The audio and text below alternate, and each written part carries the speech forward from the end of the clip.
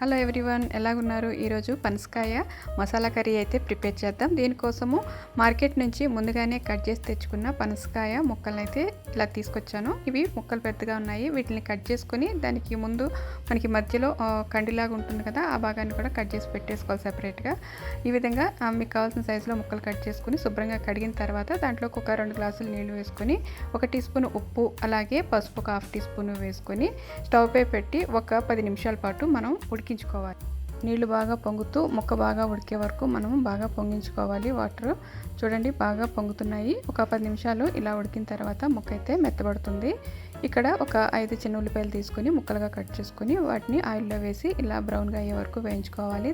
వేగిన ఉల్లిపాయల్లోకి ఒక 1/2 tea spoon పసుపు, 1 టీ స్పూను వెల్లుల్లి అలాగే 1 టీ స్పూను అల్లం పేస్ట్ వేసుకొని మొత్తం వేయించుకోవాలి పచ్చివాసన పోయే వరకు. ఈ పచ్చివాసన పోయిన తర్వాత మనం ఏవైతే ఉడికించి పెట్టుకున్న పనస ముక్కలు ఉన్నాయి కదా, అవి అన్నిటిని కూడా వేసుకోవాలి.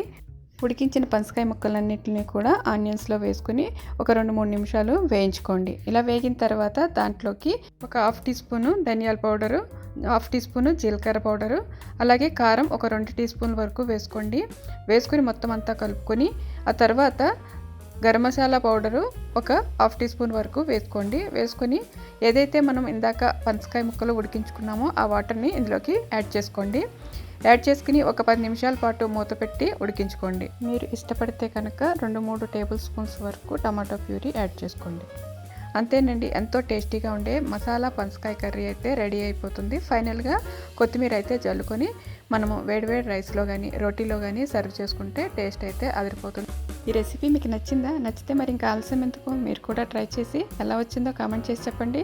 అలాగే సుధారాం కల్చరల్ ఫుడ్స్ ఛానల్ని చూస్తూనే ఉండండి. లైక్ చేసి షేర్ చేయండి. మరొక కొత్త రెసిపీతో మళ్ళీ కలుద్దాం. అప్పటి వరకు బాయ్ బాయ్, నమస్తే.